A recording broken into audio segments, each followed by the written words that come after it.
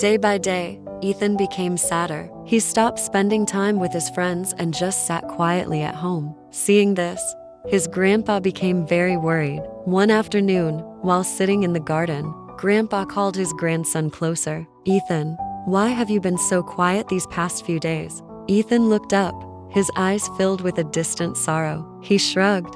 "I don't know, Grandpa. Everything just feels heavy. It's like a big gray cloud is following me everywhere, and I can't shake it off." Grandpa nodded slowly, his gaze warm and understanding. He gestured to two empty flower pots sitting on the patio. "I have a little task for you, my boy. See these two pots? I want you to plant a seed in each one." He handed Ethan two small, identical seeds. "In this first pot," he said, pointing to the one on the left, "I want you to plant the seed. But as you do, I want you to tell it all your worries, your sadness, everything that makes your heart feel heavy. Pour all those gray clouds into the soil with the seed." Ethan was a bit confused, but he trusted his grandpa.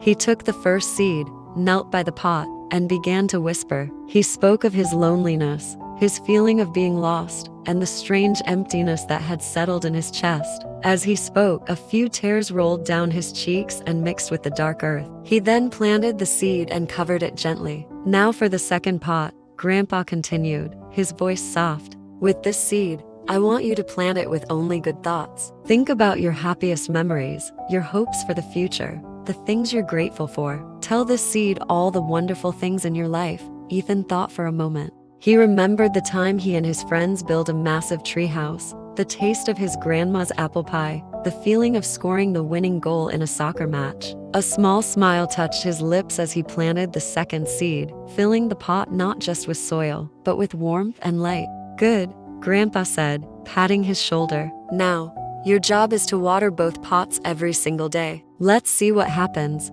Days turned into weeks. Ethan dutifully watered both pots. From the first pot, the one filled with his sorrows, a small, fragile sprout appeared. But it grew slowly, its leaves pale and its stem thin. It looked as if it was struggling to reach for the sun.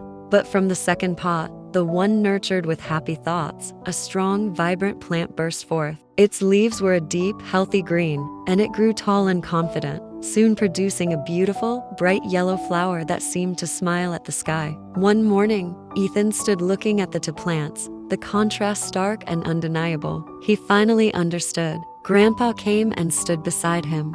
"You see, Ethan," he said gently, "our minds are like these gardens. What we plant in them is what will grow. If we constantly feed our minds with sadness and worry, our spirit will become like that first plant, weak and struggling. But if we choose to focus on gratitude, hope, and joy, our spirit will flourish, just like that beautiful flower." He put his arm around Ethan. "It's not about ignoring the sadness, my boy. It's about choosing what you water, what you give your energy to. The gray clouds will come and go, but you have the power to decide which seeds you'll nurture in your own garden." From that day on, Ethan started to tend to the garden of his mind. He still had difficult days, but he learned to acknowledge the sad thoughts without letting them take over. He started calling his friends again, playing his guitar, and finding joy in the small things. Slowly but surely, the heavy gray cloud began to lift, replaced by the warmth of his own inner sunshine. He learned that happiness wasn't about the absence of problems, but about cultivating a garden of positivity, one happy thought at a time. If you're ever feeling like Ethan,